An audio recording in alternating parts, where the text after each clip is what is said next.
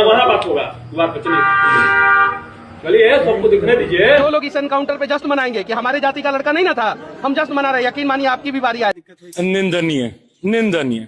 दोस्तों बहुत बहुत स्वागत करता हूं आप सभी का। हमारे देश में एनकाउंटर के नाम पर न जाने कितने लोगों को मार दिया गया। कहा जाता है कि अतिरिक्त न्यायिक हत्याएं असंवैधानिक होती हैं, ये कानून के शासन का उल्लंघन करती हैं। लेकिन मेन स्ट्रीम मीडिया ने कभी भी इस मुद्दे पर गंभीर सवाल नहीं उठाया, कभी इस मुद्दे पर डिबेट नहीं की।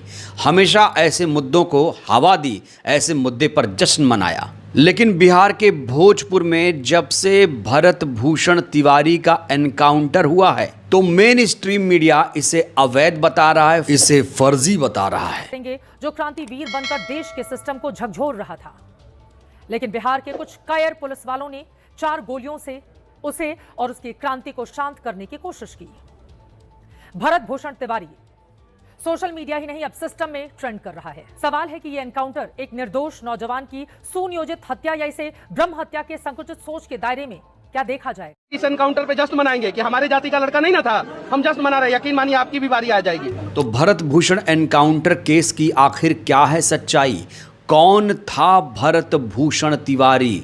आखिर मेन स्ट्रीम मीडिया को भरत भूषण जैसे लोगों से इतनी सहानुभूति क्यों है? वहीं इस पूरे मामले में कैसे बिहार सरकार घिर गई है, इस पर दोस्तों आज हम डिटेल में बात करने वाले हैं। लेकिन सबसे पहले मैं आपको अपडेट दे देना चाहता हूं। अपडेट ये है कि भरत तिवारी एनकाउंटर केस में पुलिस ने बड़ी कार्रवाई करते हुए पिता भाई समेत मुखिया पर भी केस दर्ज कर दिया है। कुल मिलाकर 3 एफआईआर दर्ज हुई है। ये एफआईआर क्यों दर्ज हुई है इस पर भी बात करेंगे, लेकिन सबसे पहले भरत तिवारी के बारे में जानना बहुत ज़रूरी है। आखिर भरत तिवारी कौन था? वो क्रिमिनल था, अपराधी था, समाज सेवी था, क्रांतिकारी था, कौन था? दोस्तों सबसे पहले आप ये वीडियो देखिए। ये है भरत तिवारी। ये पहला वीडियो आप देखिए, एक एक करके सारे वीडियोस मैं आपको दिखाऊंगा। यहाँ देखिए, जब बिहार पुलिस भरत तिवारी के घर पर पहुंची तो कैसे भरत तिवारी ने पुलिस पर ही पिस्तौल तान दिया। दोस्तों भरत तिवारी की हिम्मत को यहाँ दाद देनी चाहिए। भरत तिवारी ने बिहार पुलिस को यहाँ धमकाया, उन पर पिस्तौल तान दिया। वहाँ बात होगा, द्वार पर चलिए, चलिए सबको दिखने दीजिए।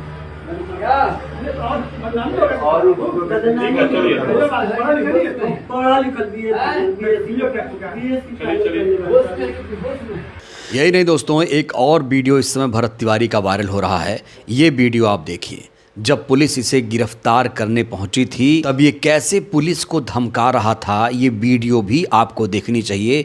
कुर्सी पर यहाँ थाना अधिकारी बैठे हुए हैं और खाट पर लेटा हुआ है भरत तिवारी। उसने 2 पुलिस कर्मियों को यहाँ धमकाया और कहा कि ठोक दूंगा।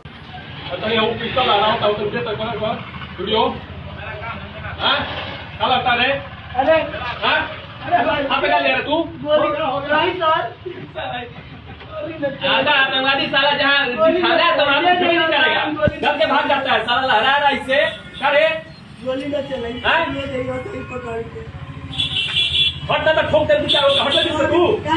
दोस्तों सिलसिला यहीं पर नहीं खत्म होता है।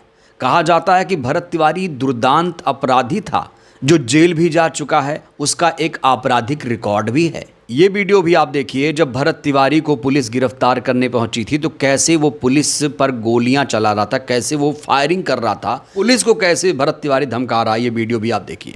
साला कमाई क्या बंद किया रहा तू? सब खोल खोल आ रहे बाहर, खोल दिखाते हैं, खोल कमाड़ी काला बंद किया रहे हैं, बोल।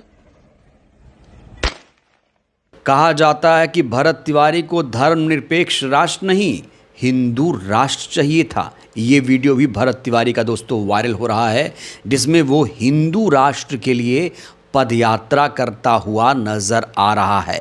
तो जो लोग भरत तिवारी का समर्थन कर रहे हैं वो लोग देख लें कि भरत तिवारी का आखिर असली सच, असली चेहरा क्या है। बिहार से पैदल ही?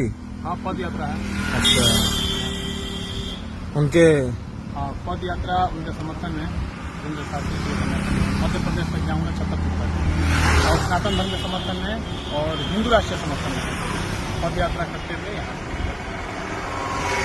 तो आप लोग से भी मैं अपील करना चाहूँगा, इनका जोरदार समर्थन होना चाहिए। बिल्कुल भैया है, हर तरह से होना चाहिए।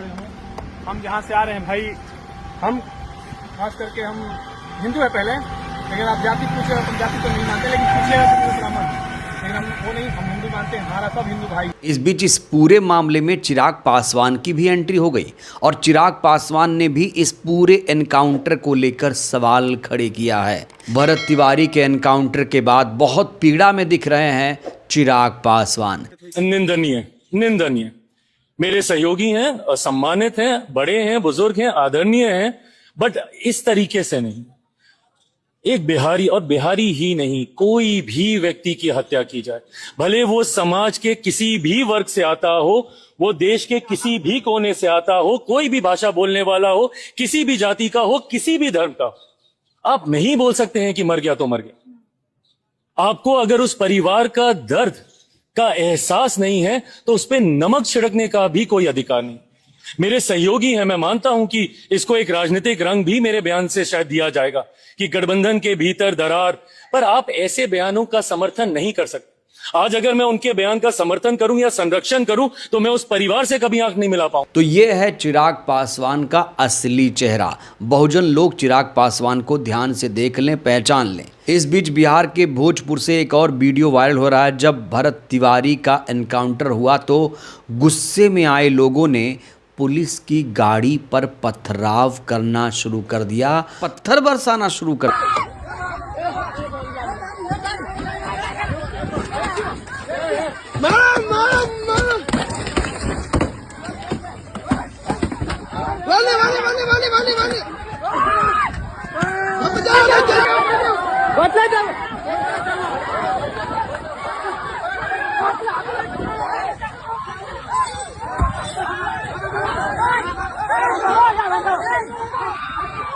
इसीलिए पुलिस ने इस भीड़ के खिलाफ भी एफआईआर दर्ज की है।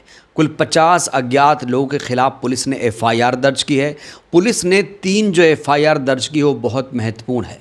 पुलिस ने भरत भूषण के पिता भाई के खिलाफ भी एफआईआर दर्ज की है।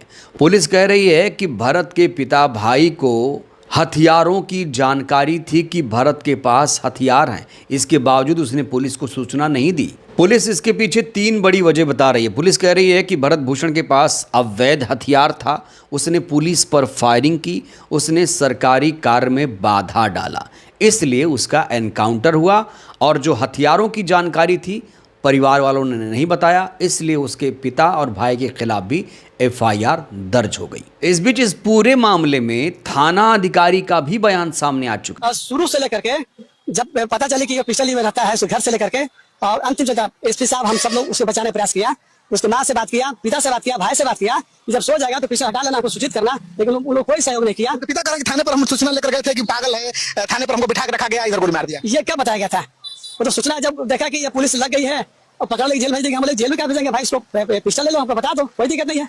तो जो थाना अधिकारी हैं वो इस एनकाउंटर को जस्टिफाई कर रहे हैं। हालांकि जो भरत तिवारी के समर्थक हैं वो ये कह रहे हैं कि ये जो एनकाउंटर है फर्जी है। वहीं इस पूरे मामले में बिहार के सीएम सम्राट चौधरी ने बड़ा बयान दिया। उन्होंने कहा इस पूरे मामले की अब न्यायिक जांच होगी। मुख्यमंत्री ने कहा कि शाहपुर थाना क्षेत्र के बिलौठी गांव में 17 जून को हुई पुलिस मुठभेड़ की स्वतंत्र और निष्पक्ष जांच उच्च न्यायालय के सेवानिवृत्त न्यायाधीश की देखरेख में कराने का फैसला लिया गया है। तो बिहार सरकार बैकफुट में क्यों आई जानते हैं? क्योंकि मीडिया ने इस मुद्दे को जोर शोर से उठाया। काश मीडिया हर एनकाउंटर पर ऐसे सवाल खड़ा करे, हर एनकाउंटर को फर्जी बताए, तो फिर इस देश में किसी का भी फर्जी एनकाउंटर नहीं होगा। दोस्तों, किसी भी एनकाउंटर को कोई भी जस्टिफाई नहीं कर रहा है, लेकिन दिक्कत तब होती है जब जाति धर्म देखकर एनकाउंटर पर सवाल उठाया जाता है। जब अब्दुल एनकाउंटर में मारा जाता है तो उसे जस्टिफाई किया जाता है, पर नफरती नंगा नाच करते हैं, जश्न मनाते हैं। लेकिन आज जब भरत तिवारी का एनकाउंटर हुआ, जब आग इनके घर तक पहुंच गई, तब इन्हें संविधान भी याद आ रहा है, कानून भी याद आ रहा है। तो भरत तिवारी कौन था? क्रांतिकारी था, समाज सेवी था। दोस्तों, आप लोग तय करिए इस पूरी खबर को लेकर आप लोग क्या सोचते हैं। क्या ये फर्जी एनकाउंटर था? क्या इस एनकाउंटर को आप लोग सही मानते हैं? आप लोग भी अपनी राय दीजिएगा। बहुत बहुत धन्यवाद।